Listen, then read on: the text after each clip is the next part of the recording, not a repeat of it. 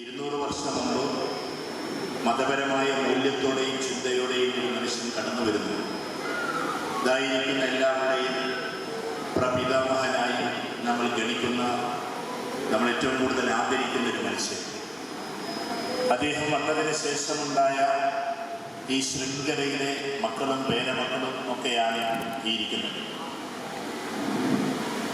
തന്നെയുമല്ല, ഇവിടെ ഏകദേശം 100-200 വർഷമായി നടക്കുന്ന മതപരമായ എല്ലാ കാര്യങ്ങൾക്കും ചുക്കാൻ പിടിക്കാനും നേതൃത്വം കൊടുക്കാനും സാധ്യങ്ങളായി നിൽക്കാനും ഈ കുടുംബത്തിലെ ആളുകൾക്ക് സാധിച്ചിട്ടുണ്ട്.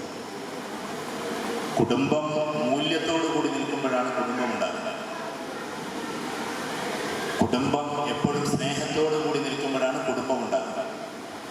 സാധാരണഗതിയിൽ പറയാറുണ്ട്, കൂടുമ്പോൾ ഇമ്പമുള്ളതാണ് കുടുംബം, കൂടുമ്പോൾ ഭൂകമ്പം ഉണ്ടാകേണ്ടതല്ല എന്ന്. ഇന്ന് നമ്മളെ സംബന്ധിച്ചിടത്തോളം കൂടിയിരിക്കാൻ തന്നെ പ്രയാസമാണ്. ഇപ്പൊ അതാ നമ്മൾ ഇത്രയും ആളുകൾ ഇവിടെ ഇരിക്കുന്നു. ഇപ്പൊ തന്നെ പല ആളുകളുടെയും മനസ്സിൽ ഉച്ച കഴിഞ്ഞാൽ പോകണം, ചോറ് കഴിച്ചിട്ട് ഇൻഷാ അല്ലാഹ് പോകണം, അല്ലെങ്കിൽ ഒരുപാട് പരിപാടികൾ വേറെ ഉണ്ട്, അല്ലെങ്കിൽ മക്കൾക്ക് വൈകുന്നേരം ട്യൂഷനുണ്ട്. ഇങ്ങനെ കുറേ കാരണങ്ങൾ നമ്മുടെ മനസ്സിലുണ്ടാവും. പക്ഷെ ഞാൻ മനസ്സിലാക്കിയിടത്തോളം ഇങ്ങനെ ഒരു കൂടൽ ഒരുപക്ഷെ ഇതേപോലെ ഈ ഇരിക്കുന്ന എല്ലാ ആളുകളും ഒന്നിച്ചു കൂടുന്നത് അടുത്ത വർഷം പോലും നടക്കണമെന്നില്ല. നിങ്ങൾ കൂട്ടിയാൽ ഭയപ്പെടുത്തുകയാണെന്ന് വിചാരിക്കരുത്. നിങ്ങൾ കൂട്ടിയാൽ ഇതിൽ ഈ ഇരിക്കുന്ന എല്ലാവരും ഉണ്ടാകണമെന്നില്ല.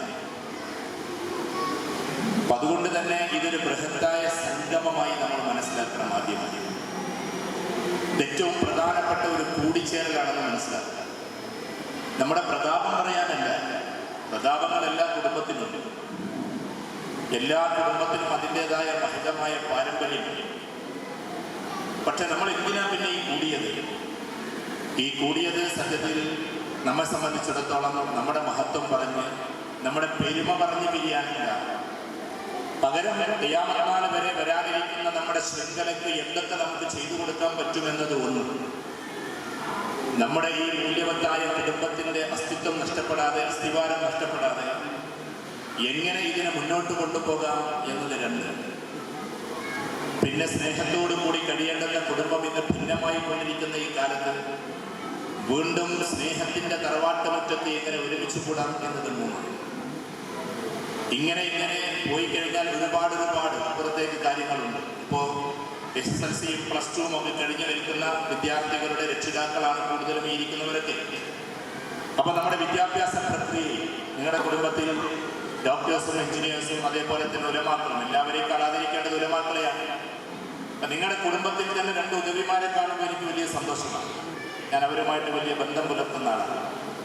അപ്പം അങ്ങനെയുള്ള ഉലമാക്കൾ, അതേപോലെ തന്നെ മറ്റുള്ള ഉലമാക്കൾ ദർസ് പള്ളികളിൽ പഠിച്ചു പിന്നീട് ഉപരിപഠനത്തിന് വേണ്ടി പുറത്തൊക്കെ പോയി, അങ്ങനെയുള്ള മക്കൾ വേറെ. ഇതേപോലെ തന്നെ എന്തിനും ത്രാണിത്തമുള്ള പ്രവാസി കുടുംബം. ഈ പ്രവാസികൾക്കാണ് കൂടുതൽ കുടുംബത്തെ കൂട്ടണമെന്ന് വല്ലാത്ത ആർജവുണ്ട്. നിങ്ങൾ അധിക പേര് പ്രവാസികളല്ലെങ്കിലും ചില പ്രവാസികളായ ആളുകളാണ് ഇതിനു വേണ്ടി. നമ്മുടെ കുടുംബസംഗമം നടന്നപ്പോൾ ആകെ 3 ദിവസത്തെ ലീവൊക്കെ എടുത്ത് വന്ന കുടുംബത്തിലെ അംഗങ്ങളൊക്കെ കുടുംബത്തൊന്നും കാണാൻ വേണ്ടി. കല്യാണത്തിന് കൂടുമ്പോലെ അല്ല. കല്യാണത്തിന് കൂടുക എന്ന് പറഞ്ഞാൽ ആ കല്യാണത്തിന് കൂടുന്നത് വെറും കുടുംബമല്ലല്ലോ, അയൽവാസികളും മറ്റെല്ലാവരും ഉണ്ടാവും. പക്ഷെ ഇത് രക്തബന്ധം കൂടുകയാണ്. രക്തബന്ധത്തെ പോലെയുള്ള ബന്ധുത്വം കൂടുകയാണ്. മരുമക്കളായ ആളുകൾ ഈ കൂട്ടത്തിലുണ്ടാവും, ആണുങ്ങളായ മരുമക്കളുണ്ടാവും, പെണ്ണുങ്ങളായ മരുമക്കളുണ്ടാവും. അവർ ഈ കുടുംബത്തോട് ജോയിൻ്റ് ആകുന്നതോടുകൂടെ നമ്മുടെ രക്തബന്ധത്തിനേക്കാൾ വലിയ ആത്മബന്ധം ഉണ്ടാവുകയാണ്. അങ്ങനെ ചുരുക്കത്തിൽ നമ്മുടെ സ്വന്തം കുടുംബത്തിൽപ്പെട്ട രക്തബന്ധവും നമ്മുടെ സ്നേഹബന്ധവും ആത്മബന്ധവും എല്ലാം കൂടി ചേർന്ന് നിൽക്കുന്ന ഈ സമയം നമുക്ക് ഒരുപാട് കാര്യങ്ങൾ ഇവിടെ ആവിഷ്കരിക്കാനുണ്ട്. അതാണ് ഒരു കാര്യം. വിദ്യാഭ്യാസപരമായി ഇപ്പം നമ്മൾ തന്നെ 10 പരിപാടികളാണ് അന്ന് മുന്നിൽ വെച്ചത്. നിങ്ങൾ എത്ര ഇന പരിപാടിയാണ് എനിക്ക് അറിഞ്ഞുകൂടാ. അതിൽ യൂത്ത് എംപവർമെൻ്റ് ഉണ്ട്, ഉദവിമാർ, അതേപോലെ തന്നെ ഇങ്ങനെയുള്ള ഉലമാക്കൾ അതിലൊക്കെ ഒരുപാട് മുൻപന്തിയിലായതുകൊണ്ട് നമ്മളെക്കാൾ പര്യാപ്തതയോടെ പ്രാപ്തിയോടുകൂടി കാര്യങ്ങൾ ചെയ്യാൻ പറ്റുന്നവരാണ്. അപ്പോൾ യൂത്ത് എംപവർമെൻറ്റ്, യുവാക്കളെ ഇങ്ങനെ ശാക്തീകരിക്കണം. അതേപോലെ തന്നെ വുമൻസ് എംപവർമെൻറ്റ്, സ്ത്രീകളെ ശാക്തീകരിക്കുക എന്ന് പറഞ്ഞാൽ അവരെ തെരുവിലേക്ക് ഇറക്കുക എന്നതല്ല ഉദ്ദേശിക്കുന്നത്. അവിടെ ഉദ്ദേശിക്കുന്ന ഏറ്റവും ശക്തിയുള്ള മനസ്സുള്ള, അതോടൊപ്പം ചാഞ്ചാട്ടമില്ലാത്ത ആളുകളായി, ഏതോ പാതിരാവിലെ ഒരു ഹായ് മെസ്സേജ് വന്നതിൻ്റെ പേരിൽ എന്തോ ഒരു മനസ്സിന് ഇളക്കം തട്ടാത്ത കുടുംബിനികളായി മാറാൻ അവരെയും ശാക്തീകരിക്കപ്പെടേണ്ടത്. ഇതേപോലെ തന്നെ നമ്മുടെ വിദ്യാർത്ഥി കൂട്ടം അവരിപ്പോൾ SSLC കഴിഞ്ഞ് നിൽക്കുന്നു. ഞാനിപ്പോൾ മലപ്പുറത്തുനിന്ന് നേരെ വരുന്നത്, മലപ്പുറത്ത് ഇന്ന് വലിയൊരു സംഗമം ഉണ്ടായിരുന്നു. അരമണിക്കൂർ അവിടെ സംസാരിക്കാൻ പറ്റിയുള്ളൂ. A+ കിട്ടിയ മുഴുവൻ ആളുകൾ, ജില്ലയിൽ നിന്ന് A+ കിട്ടിയ ആളുകളെ ഒരുമിച്ച് കൂട്ടിയ പരിപാടിയാണ് ഞാൻ പറയുന്നത്. ആ സദസ്സിൽ കൂടിയവരൊക്കെ ഒരുപാട് കുട്ടികൾ ഹാള് നിറഞ്ഞിരിക്കുക. മലപ്പുറം ജില്ലയിൽ നിന്ന് A+ കിട്ടിയ, എല്ലാറ്റിലും A+ കിട്ടിയവർ മാത്രം. ആ പരിപാടി കഴിഞ്ഞിട്ടാണ് ഞാൻ ഇങ്ങോട്ട് വരുന്നത്. ഇതേപോലെ നിങ്ങളുടെ കുടുംബത്തിലും A+ കിട്ടിയവരുണ്ടാകാം, A+ കിട്ടാത്തവരുണ്ടാകാം. കിട്ടിയാലും ശരി, കിട്ടിയില്ലെങ്കിലും ശരി, ഭാവിയിൽ ഉയർന്ന അവസ്ഥയിലേക്ക് എത്താൻ എന്തൊക്കെയാണ് നമ്മൾ ചെയ്യേണ്ടത് എന്നതിൻ്റെ ഒരു ഭാഗം പോരാ. ഇതിനേക്കാൾ പ്രധാനപ്പെട്ടത് നമ്മളിൽ നിന്ന് പ്രായം ചെന്ന ആളുകളെ എങ്ങനെയാണ് വീണ്ടും നല്ലൊരവസ്ഥയിൽ നമ്മൾ അവരെ കുടിയിരുത്തേണ്ടത് എന്നത് മറ്റൊരു ഭാഗം. ഇന്ന് കുടുംബത്തിലെ കാരണവന്മാർ അല്ലെങ്കിൽ പ്രായം ചെന്ന ആളുകളെ ഇവിടെ ഇന്ന് ചിലപ്പോൾ ഷാളണിഞ്ഞ് ആദരിച്ചേക്കാം. ആ ആദരവൊക്കെ ഇവിടെ നടക്കും, ആദരിക്കൽ ചടങ്ങ്. പക്ഷെ അതിനേക്കാൾ കൂടുതൽ നമ്മൾ ആദരിക്കേണ്ടത് വീട്ടുമുറ്റത്ത് വെച്ചിട്ടാണ്. മരുമക്കൾ അമ്മായിമ്മമാരെ ആദരിക്കണം, മക്കൾ ഉമ്മമാരെ ആദരിക്കണം, മക്കൾ ഉപ്പമാരെ ആദരിക്കണം, അമ്മോശന്മാരെ ആദരിക്കണം. എങ്കിൽ മനസ്സിൻ്റെ ഉള്ളിൽ യഥാർത്ഥമായ സ്നേഹം മുളപൊട്ടിയുണ്ടാകൽ നിർബന്ധമാണ്. അല്ലാത്തിടത്തൊന്നും ആദരവുണ്ടാകില്ല. ആദരവ് എന്ന് പറഞ്ഞാൽ അത് കേവലം ഉണ്ടാക്കേണ്ടതല്ല, നമ്മുടെ മനസ്സിൽ നിന്ന് ജനിക്കേണ്ടതാണ്. സ്നേഹവും അങ്ങനെ തന്നെയാണ്. ഞാൻ വിഷയത്തിൻ്റെ ആമുഖം എന്ന പോലെ നിങ്ങളുടെ മുമ്പിൽ വെക്കുകയാണ്. സ്നേഹം അത് മനസ്സിൽ നിന്ന് ജനിക്കേണ്ടതാണ്, അല്ലാതെ കുറെ കണക്കുകൂട്ടിൽ നിന്ന് ജനിക്കേണ്ടതല്ല. കണക്ക് കൂട്ടിയാൽ എവിടെയും എത്തുകയും, കണക്ക് കൂട്ടാതെ സ്നേഹിക്കാൻ പറ്റണം. അപ്പോഴാണ് ഒരു ഉമ്മ മകനെ സ്നേഹിക്കുന്നത് പോലെ, അല്ലെങ്കിൽ ഒരു നിസ്വാർത്ഥനായ മകൻ മാതാവിനെ സ്നേഹിക്കുന്നത് പോലെയുള്ള സ്നേഹം എല്ലാവരുടെ ഉള്ളിലും ജന്മമെടുക്കും, എല്ലാവരുടെ ഉള്ളിലും. അങ്ങനെ അവരെ ഏറ്റവും നല്ല രീതിയിൽ ആദരിക്കേണ്ടത് എങ്ങനെ എന്നതൊരു മറ്റൊരു ഭാഗമാണ്. പോരാ, നമ്മുടെ വീട്ടിൽ നിന്ന് നഷ്ടപ്പെട്ടുകൊണ്ടിരിക്കുന്ന സ്നേഹത്തിന് വീണ്ടും സജീവമായി എങ്ങനെ കൊണ്ടുവരാം എന്നത് മറ്റൊരു ഭാഗമാണ്. വിദ്യാർത്ഥികളെ സംരക്ഷിക്കുന്നതിൽ രക്ഷിതാക്കൾ എന്തൊക്കെ ഭാഗങ്ങളാണ് ചെയ്യേണ്ടത് എന്ന് രക്ഷിതാക്കൾക്ക് അഥവാ കുട്ടികളുടെ ഉമ്മമാർക്ക് ഉപ്പമാർക്ക് നല്ല രീതിയിൽ രക്ഷാകർതൃത്വ മീറ്റ് അത് കുടുംബത്തിൽ നടക്കേണ്ടതാണ്. ഇതേപോലെ തന്നെ ഗൾഫിലേക്ക് പോകാൻ ആഗ്രഹിക്കുന്നവർക്ക് അല്ലെങ്കിൽ വിദേശ രാജ്യങ്ങളിലേക്ക് പോകാൻ ആഗ്രഹിക്കുന്നവർക്ക് എന്തൊക്കെ സ്കിൽ സെറ്റ് വേണമോ അത് നൽകൽ അനിവാര്യമാണ്. ഭാഷ മുതൽ അങ്ങോട്ട് എല്ലാ രീതിയിലുള്ള കഴിവുകളും അവർക്ക് എങ്ങനെ ഉണ്ടാക്കിയെടുക്കാം അത് കുടുംബത്തിൽ നടക്കേണ്ടതാണ്. വിദ്യാർത്ഥികളിൽ നിന്ന് ടെസ്റ്റുകളിലേക്ക് പോകുന്ന, പ്രത്യേകിച്ച് വിദേശ യൂണിവേഴ്സിറ്റികളിലേക്കോ അല്ലെങ്കിൽ IIT IIM പോലെയുള്ള ഏരിയയിലേക്കോ പോകുന്ന കുട്ടികൾക്ക് എന്തൊക്കെ രീതിയിലുള്ള ടെസ്റ്റുകൾ വേണം, അതിനെന്തൊക്കെ ഈ കുടുംബത്തിൽ ചെയ്തു കൊടുക്കാൻ പറ്റുമോ നമ്മൾ അറിയേണ്ടതാണ്. ഇതിനുമപ്പുറത്ത് നമ്മുടെ ഈ റൂഫിൻ്റെ ചുവട്ടിൽ എവിടെയോ എന്നും ചിലപ്പോൾ കണ്ണീരണിഞ്ഞു കഴിയുന്ന പാവങ്ങൾക്ക് സഹായഹസ്തം കൊടുക്കാനുള്ള രീതി അതുണ്ടാക്കലും അനിവാര്യമാണ്. ഇങ്ങനെ എല്ലാ കാര്യങ്ങളും, രോഗം കൊണ്ട് വലയുന്ന ആളുകൾക്ക് ഇപ്പോൾ 3 രോഗങ്ങൾ നമ്മുടെ കേരളത്തെ ഗ്രസിച്ചിരിക്കുകയാണ്, പിടിച്ചിങ്ങനെ കുലുക്കിയിരിക്കുകയാണ്. ഒന്ന് ക്യാൻസറാണ്, മറ്റൊന്ന് കിഡ്നി അസുഖമാണ്, മറ്റൊന്ന് ഏതെന്ന് ചോദിച്ചാൽ സ്ട്രോക്കും ബ്ലോക്കുമാണ്, അഥവാ അറ്റാക്കുമായി ബന്ധപ്പെട്ട ഹൃദയവുമായി ബന്ധപ്പെട്ട അസുഖങ്ങളാണ്. ഇത് 3 വളരെ ശക്തമായി നടപ്പിലായിക്കൊണ്ടിരിക്കുന്നു. എന്തോ മലപ്പുറം ജില്ലയെ അങ്ങേയറ്റം വരിഞ്ഞു മുറുക്കിയിരിക്കുന്നു എന്നാണ് ഡോക്ടേഴ്സ് പറയുന്നത്. ഒരിക്കൽ നമ്മൾ RCC റീജിയണൽ ക്യാൻസർ സെന്ററിൽ ഒരു ക്ലാസ്സിന് പോയപ്പോൾ CH സെന്റർ നടത്തിയിട്ടുള്ള പ്രോഗ്രാമായിരുന്നു. ക്യാൻസർ രോഗികളാണ് മുമ്പിലിരിക്കുന്നത്, ഫുൾ ക്യാൻസർ രോഗികളെല്ലാം ഇതിനേക്കാൾ കൂടുതലുണ്ട്, അവരെ നോക്കാനുള്ളവർ അതിലേറെയുണ്ട്. ആ പരിപാടി കഴിഞ്ഞപ്പോൾ അവിടുത്തെ പ്രധാനപ്പെട്ട ഡോക്ടർ പറഞ്ഞു, മലപ്പുറം ജില്ലയിലായിരുന്നു RCC തുടങ്ങേണ്ടിയിരുന്നത്, റീജിയണൽ ക്യാൻസർ സെന്റർ തുടങ്ങേണ്ടിയിരുന്നത് മലപ്പുറം ജില്ലയിലായിരുന്നു. കാരണം ഇവിടെ ഏറ്റവും കൂടുതൽ വരുന്നത് മലപ്പുറം ജില്ലയിൽ നിന്നുള്ളത്. അപ്പൊ ചുരുക്കത്തിൽ നമ്മളെ രോഗം പിടികൂടിയിരിക്കുന്ന ഈ സാഹചര്യത്തിൽ ആരോഗ്യപരമായ സംരക്ഷണവും അതിലുപരി നമുക്ക് എന്തെങ്കിലും അസുഖം വന്നു കഴിഞ്ഞാൽ സഹായഹസ്തം കിട്ടാനുള്ള ആളുകൾ നമ്മുടെ കുടുംബത്തിൽ തന്നെ ഉണ്ടാകണം. കിഡ്നി അസുഖം വന്നിട്ട് ഡയാലിസിസ് നടത്താൻ കഴിയാത്ത എത്രയോ കുടുംബിനികളുണ്ട്, എത്രയോ കുടുംബക്കാരുണ്ട്. അവർക്ക് ആർക്കെങ്കിലും സംഭാവന കൊടുക്കുന്നതിന് പകരം നമ്മുടെ കുടുംബത്തിലേക്ക് തന്നെ അത് ചെല്ലണം. ഇങ്ങനെ ഒരുപാട് കാര്യങ്ങൾ നടപ്പിലാക്കാനുണ്ട്. നമ്മുടെ മരണം വരെയല്ല, നമ്മുടെ തലമുറ കുറ്റിയേറ്റ് പോകുന്നത് വരെ, അഥവാ ഖിയാമത്ത് ഉണ്ടാക്കുന്നത് വരെ. അതിൻ്റെ ഒരു ആവിഷ്കാരത്തിന് വേണ്ടിയാണ്, അതിൻ്റെ ഒരു പദ്ധതിക്ക് വേണ്ടിയാണ് നമ്മളിവിടെ ഒരുമിച്ച് കൂടിയിരിക്കുന്നത്. അതിനൊരു തുടക്കം എന്ന പോലെ ആദ്യം നമ്മൾ കൈക്കൊള്ളേണ്ടത് സ്നേഹം തന്നെയാണ്. ആ സ്നേഹം ജന്മമെടുക്കുമ്പോഴാണ് ഇതൊക്കെ നമുക്ക് തുടങ്ങാൻ പറ്റും. സ്നേഹമില്ലാത്തിടത്ത് ഒന്നും ഉണ്ടാക്കില്ല. ഭാര്യയും ഭർത്താവും തമ്മിൽ എന്നും പ്രശ്നമുള്ള സ്ഥലത്ത് ഒരിക്കലും ഒന്നും ഉണ്ടാക്കാൻ നമുക്ക് കഴിയില്ല. ഭാര്യയും ഭർത്താവും എന്നും ശണ്ട കൂടുന്ന, അങ്ങോട്ടും ഇങ്ങോട്ടും വാക്പോരുകൾ നടത്തുന്ന, ചിലപ്പോൾ കായിക പോരുകൾ പോലും നടത്തുന്ന വീട്ടിലെ കുടുംബത്തിലെ അവസ്ഥ മാറ്റിയില്ല എങ്കിൽ പിന്നെ ആ കുടുംബത്തിൽ നിന്ന് നല്ല നല്ല മക്കൾ പോലും ഉണ്ടാവുകയില്ല. ഇതേപോലെ തന്നെ അമ്മായിമ്മ എന്ന് പറയുന്ന പാവം ഈ വൃദ്ധയെ പരിഗണിക്കാൻ കഴിയണമെങ്കിൽ മരുമകളുടെ ഉള്ളിലുണ്ടാകേണ്ടത് യഥാർത്ഥമായ സ്നേഹമാണ്. എന്നാൽ ഈ മരുമകൾ ഏതോ വീട് വിട്ട് തന്റെ വീട്ടുകാരെ വിട്ട് താൽക്കാലികമായി നമ്മുടെ വീട്ടിലേക്ക് വന്നു, അവളെ മകളെ പോലെ പരിഗണിക്കുക എന്നുള്ള അത്യാവശ്യമായ കാര്യം നടപ്പിലാക്കുമ്പോൾ അമ്മായിമ്മക്കും ഉണ്ടാകേണ്ടത് സ്നേഹമാണ്. പ്രിയപ്പെട്ട വൃദ്ധന്മാർ നമ്മുടെ വീട്ടിൽ നിന്ന് വീട്ടിന്റെ പടിയിറങ്ങാതെ പോകണമെങ്കിൽ മക്കൾക്കുണ്ടാകേണ്ടത് ഈ സ്നേഹമാണ്. എത്രത്തോളം എന്ന് ചോദിച്ചാൽ 2-3 വയസ്സായ മക്കളെ അടിക്കാതെ ഒരു സ്ത്രീ അവളെ വളർത്തണമെങ്കിൽ, ആ കുട്ടിയെ വളർത്തണമെങ്കിൽ ആ ഉമ്മക്ക് പോലും മനസ്സിന്റെ ഉള്ളിലുണ്ടാകേണ്ടത് കാരുണ്യത്തോടു കൂടിയുള്ള സ്നേഹമാണ്. ഇങ്ങനെ സ്നേഹത്തിന്റെ ഭാഗത്തു നിന്നാണ് നമ്മൾ തുടങ്ങേണ്ടത്. ആ സ്നേഹം വീണ്ടും ഒരുമിച്ച് കൂട്ടാൻ വേണ്ടിയാണ് ഇവിടെ ഒരുമിച്ച് കൂടിയത്. ആ സ്നേഹത്തോട് കൂടിയിട്ട് വീണ്ടും ഒന്നിച്ചിരിക്കാനാണ് നമ്മൾ ഇവിടെ ഒരുമിച്ച് കൂടിയത്. ഈ ഇരിക്കുന്നവരാരാണ്? നിങ്ങളൊന്ന് ആലോചിച്ച് നോക്കിയാൽ ഈ എല്ലാവരും സഹോദരന്മാരാണ്. സഹോദരൻ എന്ന് പറയുന്ന വാക്ക് തന്നെ മലയാളത്തിൽ സഹോദരൻ എന്ന് പറഞ്ഞാൽ സഹ ഉദരൻ എന്നാണ്. ഉദരൻ എന്ന് പറഞ്ഞാൽ ഒരു വയറ്റിൽ നിന്ന് വന്നവൻ. ഉദരം എന്ന് പറഞ്ഞാൽ വയറാണ്.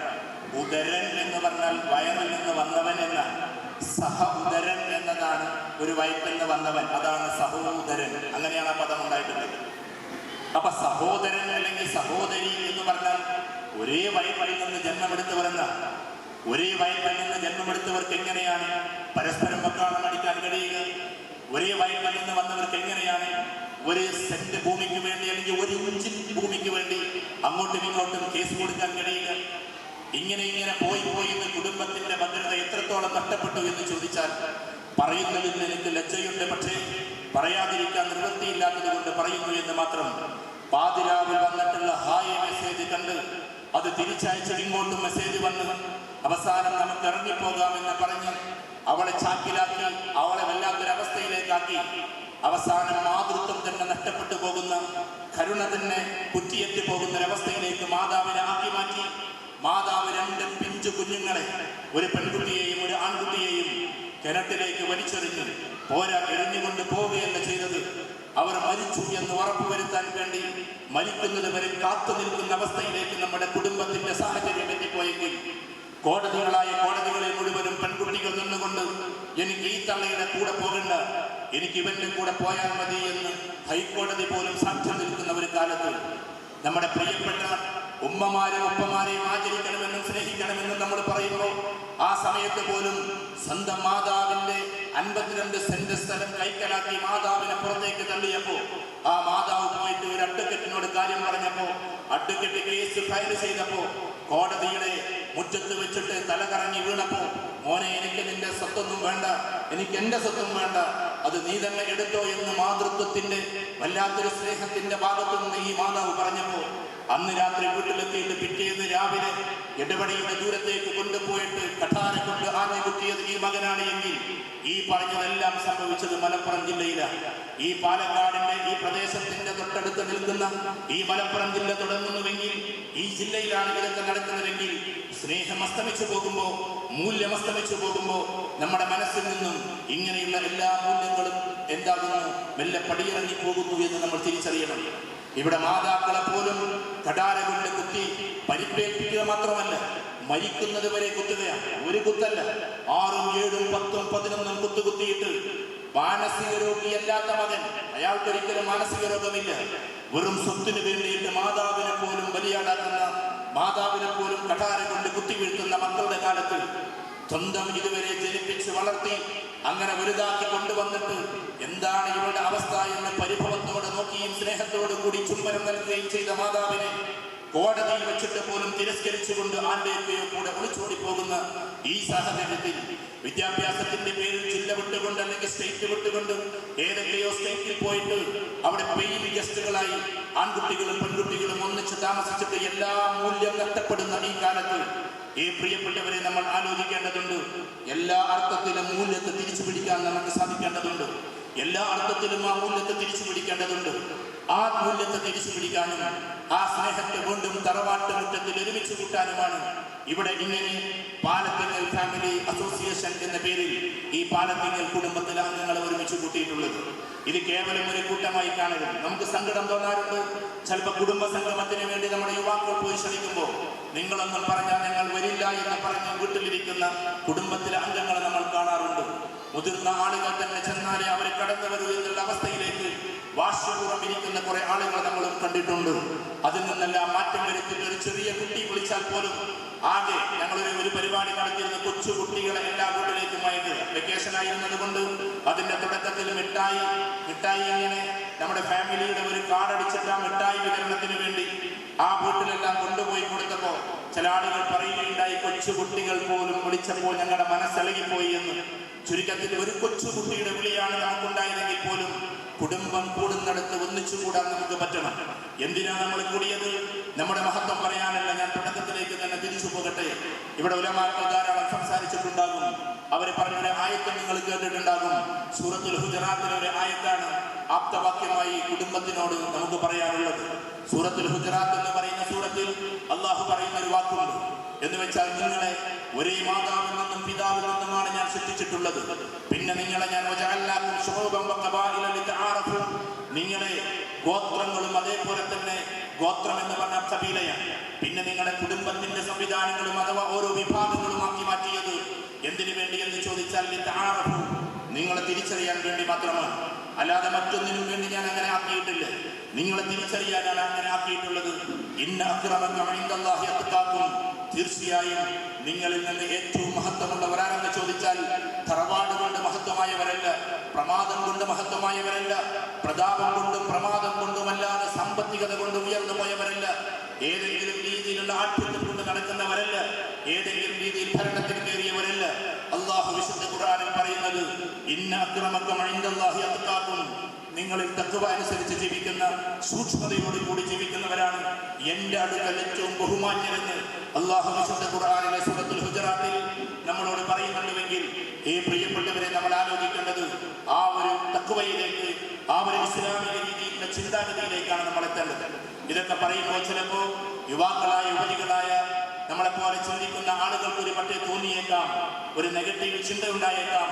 ഇന്നത്തെ കാലഘട്ടത്തിൽ 100% ഇങ്ങനെ ജീവിക്കാൻ പറ്റുമോ എന്ന്. നമ്മുടെ ഭാഷയിൽ പറഞ്ഞാൽ വാട്സപ്പിന്റെ ഫേസ്ബുക്കിന്റെ ഈ ലോകത്ത് ഇങ്ങനെയൊക്കെ ജീവിക്കാൻ പറ്റുമോ എന്ന് ചിലപ്പോൾ നമുക്കൊരു ചോദ്യമുണ്ടാകാം. അവിടെ ഞാൻ നിങ്ങളുടെ മുമ്പിൽ വെക്കാൻ ആഗ്രഹിക്കുന്നത് ഈ അടുത്ത കാലഘട്ടത്തിൽ അലിഗഡ് മുസ്ലിം യൂണിവേഴ്സിറ്റിയിലെ ലോകത്തിലെ ഏറ്റവും പ്രശസ്തയായ എഴുത്തുകാരി കടന്നു വന്നിരുന്നു. പ്രിയപ്പെട്ട വിദ്യാർത്ഥികളും യുവതികളും യുവാക്കളും ഇതൊന്നും കേട്ടാൽ നന്നാകുമെന്ന് വിചാരിക്കുന്നു. അഥവാ അവർ ലോകത്തിലെ ഏറ്റവും പ്രശസ്തരാണ്. ലോക പ്രശസ്തരായ ഇന്ന് ജീവിച്ചിരിക്കുന്ന റോബർട്ട് ഫിസ്കിനെ പോലെ, അതേപോലെ തന്നെ നാം ചോംസ്കിയെ പോലെ ഏറ്റവും പ്രതാപമുള്ള എഴുത്തുകാരൻ. അവരുടെ തൂലിക ചലിക്കുന്നത് പോലും ലോകത്തിന് പേടിയാണ്. അങ്ങനത്തെ എഴുത്തുകാരന്റെ ഈ ലോകത്തിൽ അതിൽപ്പെട്ടതാണ് റോബർട്ട് ഫിസ്കും നാം ചോംസ്കിയും. അതിൽപ്പെട്ട ആള് തന്നെയാണ് ഞാൻ ഈ പറയുന്ന വ്യക്തിയും. അവൾ പെണ്ണാണ് എന്നത് മാത്രം. 4 വർഷം മുമ്പാണ് അവർ ദീനിലേക്ക് കടന്നു വന്നത്. വെറും 4 വർഷം മുമ്പ്. അങ്ങനെ ലോകത്തിലെ ഏറ്റവും പ്രശസ്തയായ എഴുത്തുകാരി. കേരള ജനത എത്രത്തോളം ആദരിക്കുന്നുണ്ടോ കമല സുരയ്യ എന്ന് പറയുമ്പോഴേക്ക് അതിനേക്കാൾ ഒരു പക്ഷേ 100 കണക്കിന് മടങ്ങ് ശക്തിയുള്ളതും അതിനേക്കാൾ പ്രശസ്തിയുള്ളതും ലോകം ശ്രദ്ധിക്കുന്നതുമായ എഴുത്തുകാരി കടന്നു വന്നപ്പോ അവരോട് ഒരുപാട് ചോദ്യങ്ങൾ ചോദിച്ച് അവർ പറഞ്ഞത് മൂല്യത്തിലേക്ക് തിരിച്ചു പോവുക, നിങ്ങൾ വാല്യൂസിലേക്ക് തിരിച്ചു പോവുക എന്നതായിരുന്നു. വിദ്യാർത്ഥികളോട്, അവരെ പഠിപ്പിക്കുന്ന പ്രൊഫസർമാരോട് നിങ്ങൾ വീണ്ടും മൂല്യത്തിലേക്ക് തിരിച്ചു പോകണമെന്ന് പറയുമ്പോൾ ഒരു ലേഡി പ്രൊഫസർ എഴുന്നേറ്റ് നിന്നുകൊണ്ട് ചോദിച്ചൊരു ചോദ്യമുണ്ട്. ഒരു ലേഡി പ്രൊഫസർ, കോളേജിൽ പഠിപ്പിക്കുന്ന ഒരു മോഡേൺ ലേഡി എഴുന്നേറ്റ് നിന്ന് പറഞ്ഞത്, പൂർണ്ണ പർദ്ദ ധരിച്ചുകൊണ്ട് സംസാരിക്കുന്ന അമേരിക്കൻ വെള്ളക്കാരിയായ എഴുത്തുകാരിയോട് സംസാരിക്കുന്നത്, മാഡം നിങ്ങൾ പറയുന്നത് ഇന്നത്തെ കാലത്ത് നടക്കുമോ? നിങ്ങൾ ഈ പറയുന്നതൊക്കെ ഇന്നത്തെ കാലത്ത് നടക്കുമോ എന്നതാണ്. അഥവാ ഈ വാട്സപ്പിന്റെ ഫേസ്ബുക്കിന്റെ കാലത്ത് 100% മൂല്യവത്തായ, 100% ഇസ്ലാമികപരമായി ജീവിക്കാൻ നമുക്ക് സാധിക്കുമോ എന്നാണ് ചോദ്യം. ഉടനെ തന്നെ അവർ പറഞ്ഞൊരു മറുപടിയുണ്ട്. പ്രിയപ്പെട്ട പാലത്തിങ്ങൽ കുടുംബത്തിലെ അംഗങ്ങൾ മനസ്സിൽ ആ മറുപടി ഒന്ന് കുറിച്ചു വെക്കുന്നത് നല്ലതാണ്. മനസ്സിന്റെ ഏതോ ഒരു തലത്തിലെങ്കിലും അത് ഉണ്ടാകട്ടെ എന്ന പ്രാർത്ഥനയോടെ അവർ പറഞ്ഞ മറുപടി എന്ന് ചോദിച്ചാൽ, ഞങ്ങൾ അമേരിക്കക്കാർ. അവരങ്ങനെ തന്നെ പറഞ്ഞു, ഞങ്ങൾ അമേരിക്കക്കാർ വർഷങ്ങൾക്ക് മുമ്പ് കാർക്കിച്ചു തുപ്പിയതിന് നിങ്ങൾ ഇന്ന് ഇന്ത്യക്കാർ അണ്ണാക്കു തൊടാതെ വിളങ്ങുന്നു. Nothing special here. ഞങ്ങൾ അമേരിക്കക്കാർ വർഷങ്ങൾക്ക് മുമ്പ് കാർക്കിച്ചു തുപ്പിയതിന് നിങ്ങൾ ഇന്ന് ഇന്ത്യക്കാർ അണ്ണാക്കു തൊടാതെ വിളങ്ങുന്നു. എന്നിട്ട് അവർ പറഞ്ഞ വാക്ക്, നിങ്ങൾ പറയുന്നത് മാതാപിതാക്കളെ വൃദ്ധസദനത്തിലാക്കിയിട്ട് എന്നോ പോയി പറയുന്ന മക്കളെ കുറിച്ചാണോ? എങ്കിൽ പതിറ്റാണ്ട് മുമ്പേ, ഒരു പക്ഷേ നൂറ്റാണ്ട് മുമ്പേ ഞങ്ങളുടെ അമേരിക്കയിൽ ഇത് നടക്കുന്നതാണ്. നിങ്ങൾ പറയുന്നത് കോടതിയുടെ വരാന്തയിൽ വെച്ചിട്ട് മാതാവിനോട് സലാം പറഞ്ഞു പോകുന്ന വിദ്യാർത്ഥി കൂട്ടങ്ങളെ കുറിച്ചാണോ? പതിറ്റാണ്ടുകൾക്ക് മുമ്പേ ഞങ്ങളുടെ അമേരിക്ക ഇത് കണ്ടതാണ്. ഇനി നിങ്ങൾ പറയാൻ പോകുന്നത്, ഇതൊക്കെ പറഞ്ഞത്, ഇനി പറയാൻ പോകുന്ന ഒരു കാര്യമുണ്ട്. Where is my father? Who is my father? എന്റെ പിതാവ് ആരാണ്, എന്റെ പിതാവ് ഇവിടെയാണ് എന്ന് അന്വേഷിച്ച് നടക്കുന്ന വിദ്യാർത്ഥി കൂട്ടങ്ങൾ ഉണ്ടാകും. അല്ലെങ്കിൽ കൊച്ചു കൊച്ചു മക്കൾ, പിതാവിനെ പോലും തിരിച്ചറിയാത്ത ആളുകൾ ഉണ്ടാകാം. ആ സമയത്ത് നിങ്ങൾ മനസ്സിലാക്കുന്നുണ്ട്, അവർ പറയാണ് ഭാവിയിൽ ചിലപ്പോ ഇന്ത്യയിലെ മക്കൾ എന്റെ പിതാവ് എവിടെ എന്ന് ചോദിച്ച് അലഞ്ഞു തിരിഞ്ഞ് നടക്കേണ്ടി വരും ഈ പോക്ക് പോയാൽ. എന്നാൽ അവർ പറയാണ്, നിങ്ങൾ ആ പറയുന്നതും എവിടെ എന്റെ പിതാവ് എന്ന് ഒരുപാട് ശതമാനം കുട്ടികൾ അലഞ്ഞു തിരിഞ്ഞ് നടന്ന സ്ഥലമാണ് അമേരിക്ക. അതുകൊണ്ട് അമേരിക്കക്കാരായ ഞങ്ങൾ പോലും പറയുന്നു, ഞങ്ങൾ ഉറപ്പായും മൂല്യത്തിലേക്ക് തിരിച്ചു പോവുക എന്ന് ഉറച്ചു വിശ്വസിക്കുന്നവരാണ് ഞങ്ങൾ അമേരിക്കക്കാർ പോലും എന്നാണ് അമേരിക്കൻ എഴുത്തുകാരി പറഞ്ഞത്. അവരൊരു കാര്യം കൂടി പറഞ്ഞു. കഴിഞ്ഞ പ്രാവശ്യം 40 സമ്മേളനങ്ങളാണ്, ഇസ്ലാമിക് കോൺഫറൻസ് ആണ് അവിടെ നടന്നത്, അഥവാ അമേരിക്കയിൽ നടന്നത്. നിങ്ങൾ അറിയേണ്ടതുണ്ട്, ലണ്ടൻ സിറ്റിയിൽ നമുക്ക് ഒരുപാട് വിദ്യാർത്ഥികൾ ഉള്ളതാണ്, നമ്മൾ ഒരുപാട് യാത്ര ചെയ്യുന്ന ആളുമാണ്. ലണ്ടൻ സിറ്റിയിൽ മാത്രം, പ്രതാപമുള്ള ലണ്ടൻ സിറ്റിയിൽ മാത്രം 17 ക്രിസ്ത്യൻ ചർച്ചുകളാണ് ഇന്ന് മുസ്ലിം പള്ളികളായി പ്രവർത്തിക്കുന്നത്. അത് അവരിൽ നിന്ന് കൈപിടിച്ചതല്ല, അവരിൽ നിന്ന് കൈയടക്കിയതല്ല. ക്രിസ്ത്യൻ സമൂഹം പ്രാർത്ഥിക്കാൻ സമയമില്ലാത്തതിന്റെ പേരിൽ മുസ്ലിം ജനങ്ങളോട് പറഞ്ഞതാണ്,